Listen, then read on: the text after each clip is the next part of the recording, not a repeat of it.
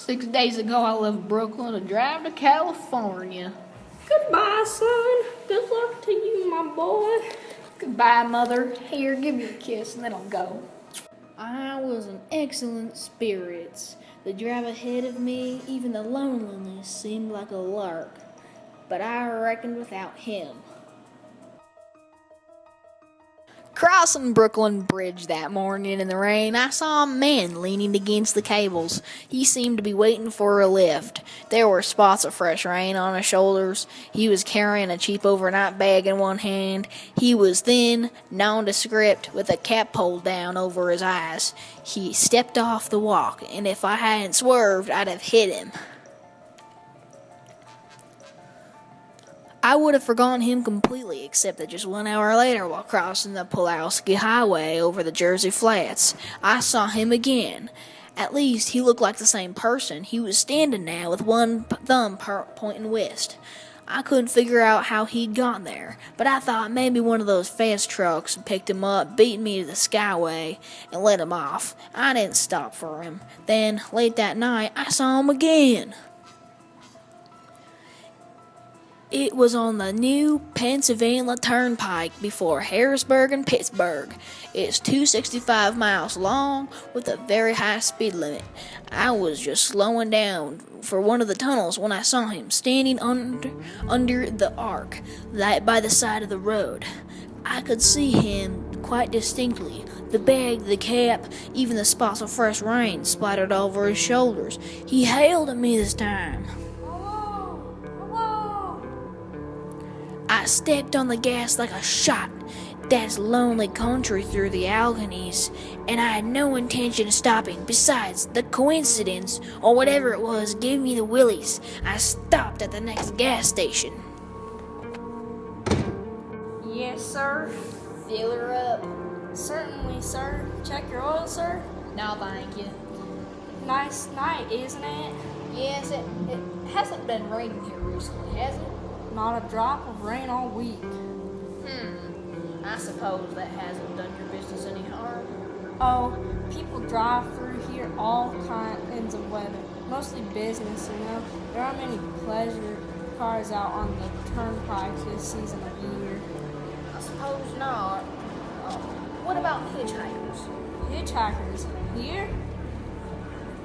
What's the matter? You don't ever see any? Not much. If we did, it might be a sight for sore eyes. Why? A guy'd be a fool who started out to hitch rides on this road. Look at it. It's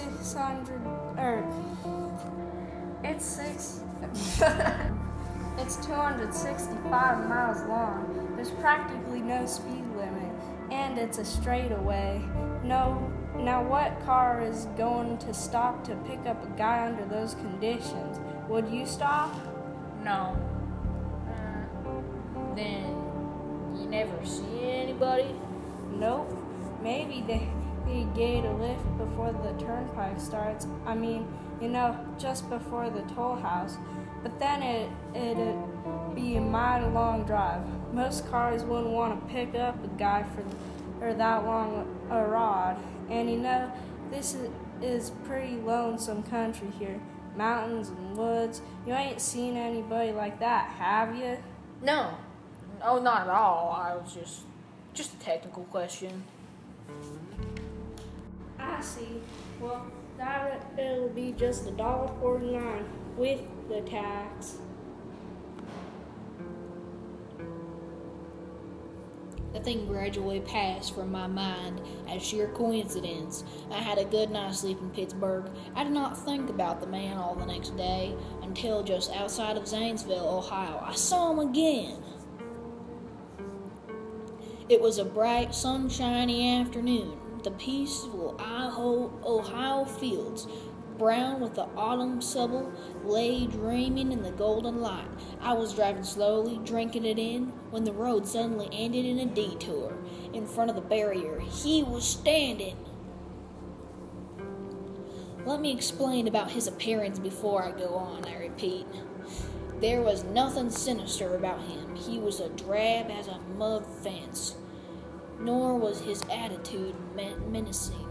He merely stood there waiting, almost drooping a little. He had the cheap overnight bag in his hands. He looked as though he had been waiting there for hours. When he looked up, he hailed me. Then he started to walk forward. Hello? Hello? I stopped the car, of course, for the detour, and for a few moments I couldn't seem to find the new road. I knew he must be thinking that I had stopped for him. Hello? Hello?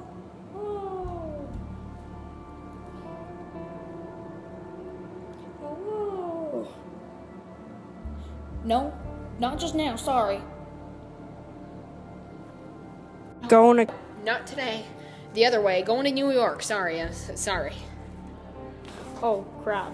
New York. After I got the car back onto the road again, I felt like a fool. Yet the thought of picking him up, of having him sit beside me, was somehow unbearable. Yet at the same time, I felt more than ever unspeakably alone.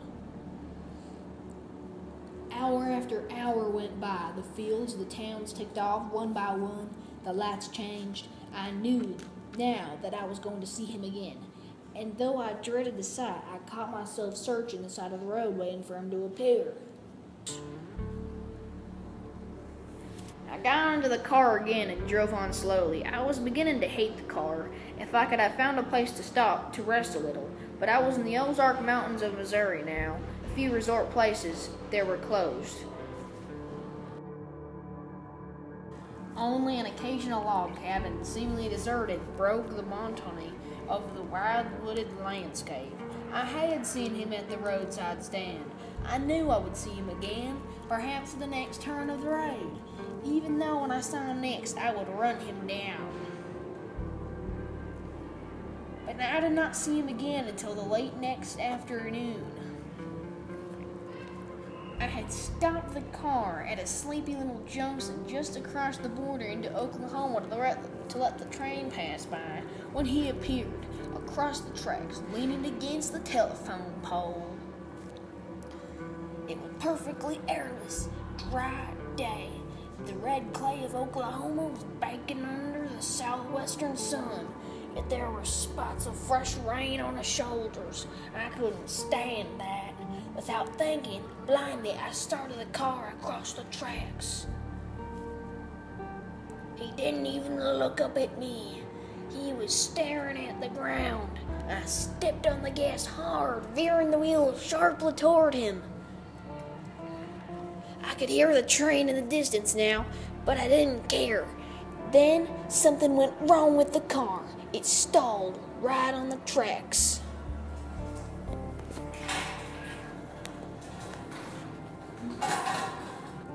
The train was coming closer.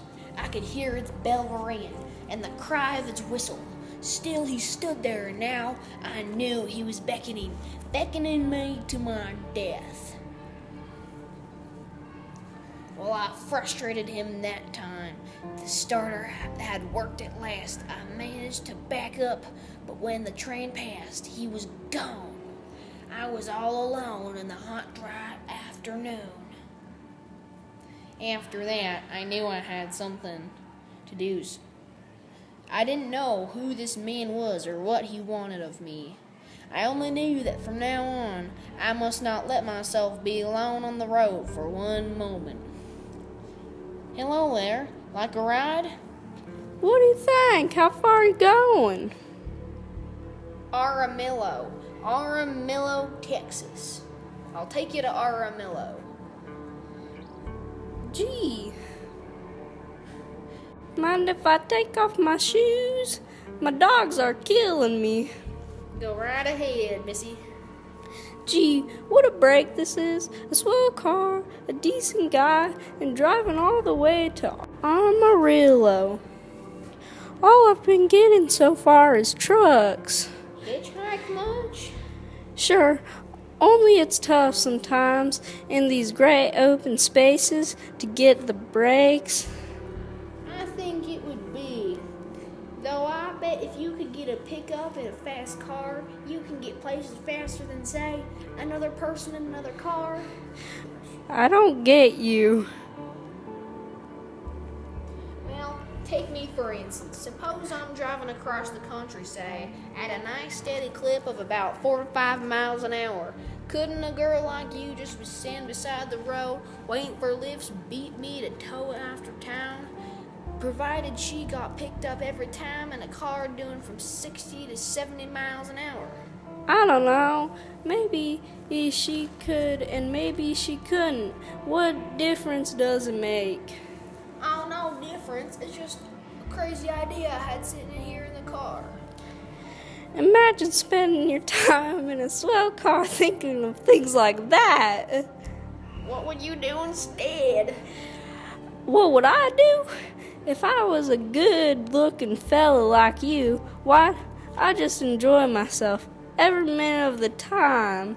I'd sit back and relax, and if I saw a good-looking girl along the side of the road, hey, look out! Did you see him too? See who? That man standing beside the barbed wire fence. I didn't see anybody. There was nothing but a bunch of steers and the barbed wire fence. What do you think you was doing? Trying to run into the barbed wire fence? There was a man there, I tell you, a thin gray man with an overnight bag in his hand, and I was trying to run him down. Run him down? You mean kill him? He's sort of phantom. I've been trying to get rid of him, or else prove that he's real. But you say that you didn't see him back there, you're sure? I didn't see a soul.